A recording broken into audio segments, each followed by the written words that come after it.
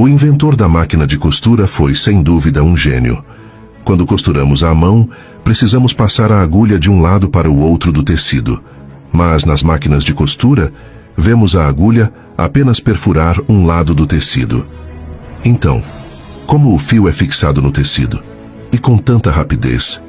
Sempre imaginamos a agulha com um orifício no centro, mas há 175 anos, um homem chamado Charles, achando a costura muito trabalhosa, criou uma agulha com ponta dupla e um orifício próximo à base. Com essa inovação, não era mais necessário girar a agulha repetidamente. Essa agulha ainda é usada nas máquinas de costura modernas. No entanto, surgiu um problema. Mesmo com o orifício próximo à ponta, ao retirar a agulha do tecido, o fio também sairia. A solução foi simples. Ao perfurar o tecido, a agulha deixa um laço na parte inferior. Quando a agulha desce novamente, atravessa esse laço, criando uma corrente contínua de pontos. Essa técnica é chamada de costura em cadeia. Mas como garantir que o laço permaneça na parte inferior? Em 1857, surgiram duas soluções. A primeira foi adicionar um gancho na base da máquina. Quando a agulha atravessa o tecido, o gancho prende o fio no momento certo, formando o laço. Quando a agulha desce novamente, ela atravessa o laço, repetindo o processo. A segunda solução foi um gancho rotativo, usado em vários modelos de máquinas. Contudo, essa técnica tinha um problema. Se um ponto soltasse, toda a costura se desfaria.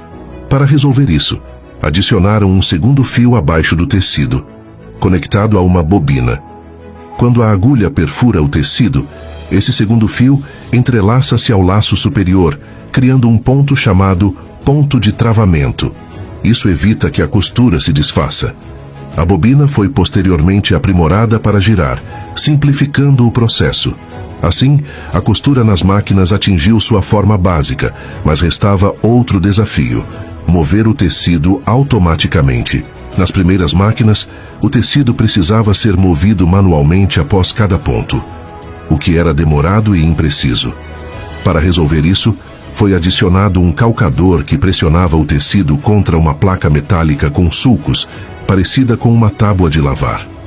Quando a agulha subia, essa placa deslizava levemente para trás, movendo o tecido para o próximo ponto.